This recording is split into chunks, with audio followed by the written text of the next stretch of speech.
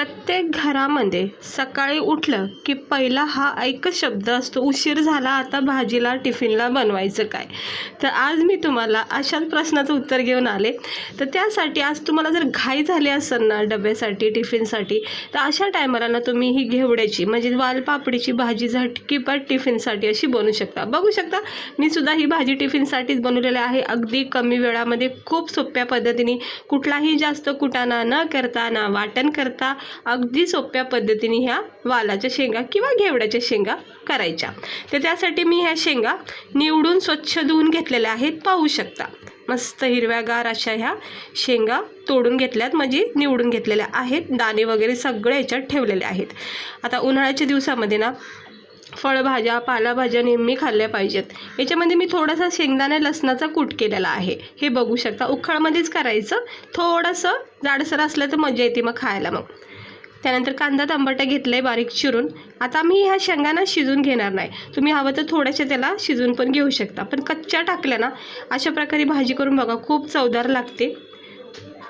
तर कढाईमध्ये तेल तापत ठेवलं, याच्यामध्ये भरपूर असे कांदे टमाटे टाकते. ह्या भाजीला ना कांदे टमाटे चांगले वापरायचे. म्हणजे मी एक मोठा कांदा चिरून घेतला आहे, एक मोठं टमाटर चिरून घेतलं. आता शेंगदाणेमध्ये मी लसूण टाकल्यामुळं इथे लसूण वापरत नाही. तुम्ही ह्या स्टेजवर सुद्धा अद्रक लसूणचा थोडासा कूट टाकू शकता. आता हे कांदा टमाटर परतून झालं की याच्यामध्ये आपले बेसिक मसाले जे असतात ते आवडीनुसार टाका. इकडे मी 2 चमचे लाल तिखट, अर्धा चमचा हळद, अर्धा चमचा धना पावडर, हे बघू शकता अर्धा चमचा धना पावडर, अर्धा चमचा मी हळद टाकते. त्यानंतर इकडे मी अर्धा चमचा गरम मसाला पावडर टाकणार आहे. म्हणजे हेच आपले रोजचे डेली रुटीनचे मसाले आहेत. जितकं म्हणजे जसं पण तुम्हाला कमी जास्त तिखट आवडते तसे टाका. आता मिक्स करून घ्यायचं ह्या कांद्या टमाट्यामध्ये. कांदा टमाटा थोडं परतून झालं की लगेच मसाले ॲड करा, कारण काय होतं मसाल्यासोबत मग थोडासा कांदा टमाटा अजून पण परतले जातात. तर हे बघा मस्त असं तेल सुटत आलेलं आहे. आता मी याच्यामध्ये मीठ अजून टाकलेलं नाही. मीठ थोडं 1 मिनिटाने नंतर टाकते. हे पहिले मसाल्याचा चांगला अरक ह्याच्यामध्ये उतरून गेला ना मग चव येते भाजीला. एक वाफ द्यायची फक्त आणि पुन्हा एकदा मिक्स करून घ्यायचं. हे असं पुन्हा मिक्स करून घेतलं की याच्यामध्ये चवीनुसार मग मीठ टाकून घेऊया. लगेच मीठ टाकायचं नाही भाजीमध्ये.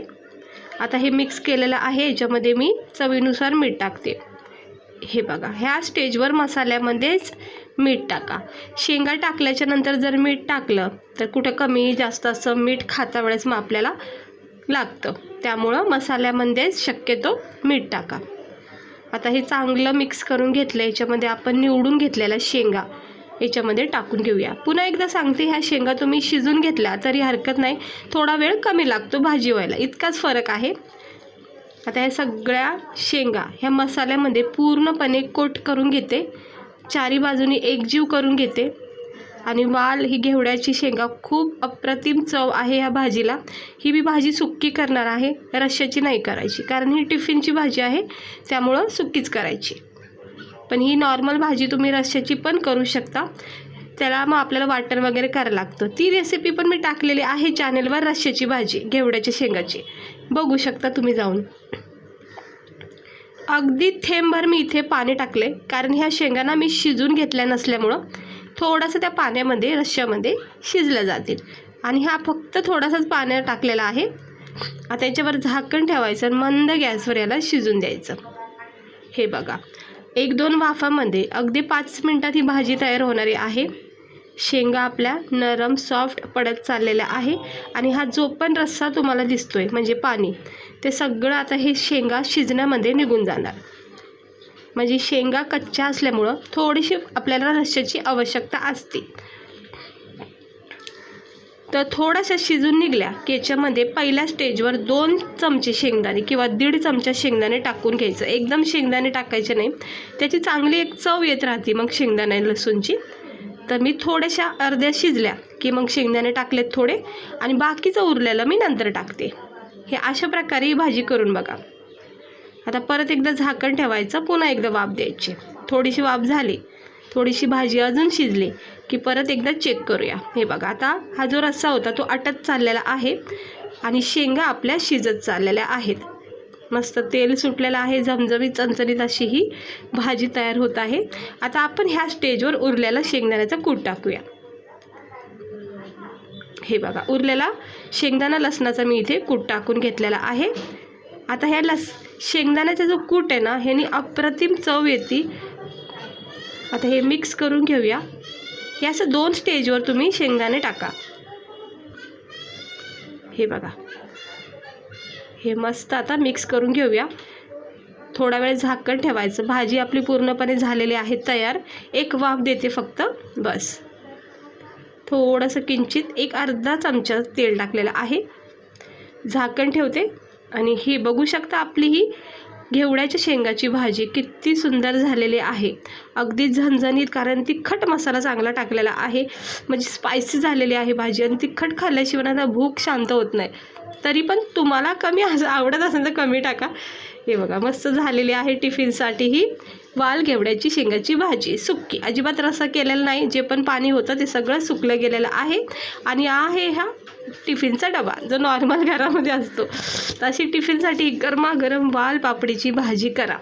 इतका आवडीने तुम्ही टिफिन खाताना, खरं सांगते. आणि कधीही काही सुचलं नाही ना भाजीला, तर ह्या अशी शेंगाची भाजी करून बघा. कुठलाही कुटाणा नाही करायचा, नाही वाटण नाही करायचं. आपल्याकडे कमी वेळ असतो, त्यामुळं झटकीपट अशी चवदार टेस्टी अशी ही शेंगाची भाजी नक्की ट्राय करून बघा.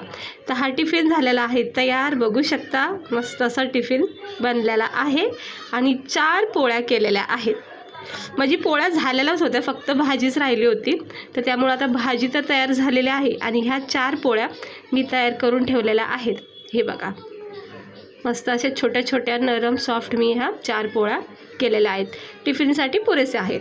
तुम्ही भात वगैरे घेत असताना तर 2, म्हणजे आता जसं आवडेल तसं तुमचं रोजचं जे खाणं आहे ते तुम्ही भरू शकता. पण भाजी मात्र अशी नक्की ट्राय करा. तर कशी वाटली तुम्हाला आपली ही टिफिनसाठी अगदी सिंपल पद्धतीची वाल पापडी घेवड्याची शेंगाची भाजी? नक्की एकदा टिफिनसाठी ट्राय करून बघा. खूप कमी वेळामध्ये होतं, काही साहित्य लागत नाही, काही वेळ लागत नाही, आणि विशेष म्हणजे काही कुटाणा लागत नाही. भेटते मी तुम्हाला पुढच्या व्हिडिओमध्ये. स्वस्त रहा, मस्त रहा आणि काळजी घ्या.